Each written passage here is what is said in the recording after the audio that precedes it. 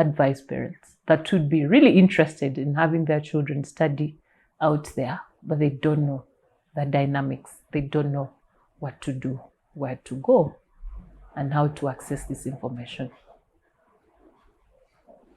It's an interesting question. I think in hindsight, reflecting, I think it's good if you want your children to study abroad. I think it's good to be intentional, to start preparing them early. I think that makes it easy on all of you.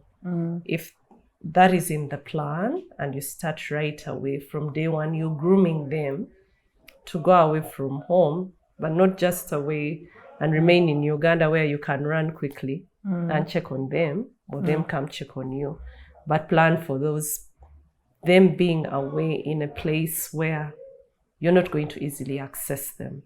So that means you start off right away from simple basics. One, not taking for granted the time you have with them.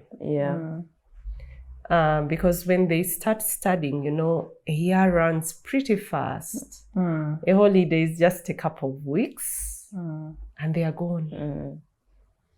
And yet, as parents, it's our responsibility to train our children, pass on the values that we cherish to them, pass on the aspirations, the things we would want for them. That requires you to have a conversation. But if you're not intentional, before you know it, your child is going away and you didn't have the opportunity to have that. And then just spending quality time with them. So I think if you plan to send away your children, you need to plan for it from that perspective. And then also be intentional. What sort of school or university do you want them to go to? And how easily can they get in? What courses do they need to study? I think that eases the load. Knowing the requirements to get into that university, things around, because we tend to focus here. In Makerere, getting in, all I needed to do was have a good grade. But abroad, it's a little more than the grades. They need these extracurricular activities. So how do you start working on these? So that is not a crash program. You have a couple of months within to bag everything. And start playing basketball. Everything. You want to do everything in supporting the community. Support community. Really? I think being intentional and enjoy the journey. So that by the time they are going away, you've built their portfolio along the way. It's not a crash program, and it's authentic because actually they've done it for years, not a quick fix thing. And then also putting resources aside. Study abroad is expensive. Except if you're lucky and your children get fully sponsored scholarships. If they've not gotten 100% scholarship and you're going to have to chip in, it's not peanuts. Even when they say they've given them an 80% scholarship, that 20% is quite hefty. If you're an ordinary parent, working class like I am, it takes a toll on your resources. So planning for this, I think, is important.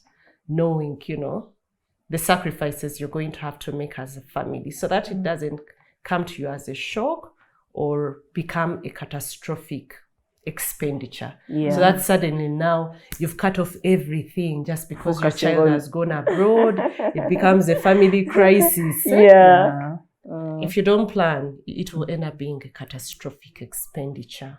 So giving yourself that time to plan and set aside resources. And that's why it's good to know what your target universities are or colleges, because then you have an idea of the ranges of how much you're going to spend. And so those would be my tips. But then also to empower your children to be away. Like you're saying, learning to do housework. Because when they go out there, they're on their own. They're not going to have anybody cleaning their room, washing their clothes, cooking their food.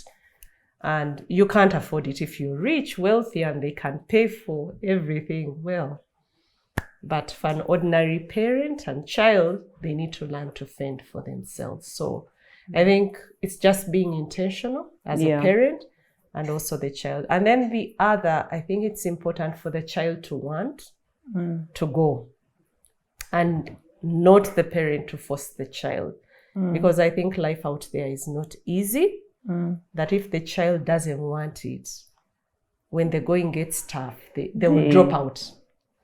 But if they want it, I think even when things are tough, it was their desire.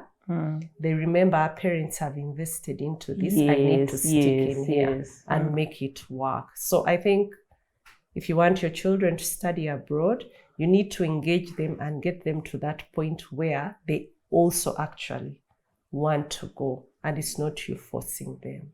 Yeah. Okay. Thank you so much, Dr. Shiba. Barbara, take homes for those parents really interested in sending their children abroad to study. I think she's really nailed most of it. I think you really need to engage the children and let them see the process that you go through to get these things right from the start. They need to know it's not an easy journey from the finances, from the schools, from the all that. So engage them from the start and prepare well. Give time, because you can apply for a visa now, hoping to get it in 3 months, and it takes 7 months. So you really need to plan also in terms of time. Then get professional people to help you as much as possible, because you can't figure these things out alone. Yeah. Quite interesting tips there that have been shared by our parents.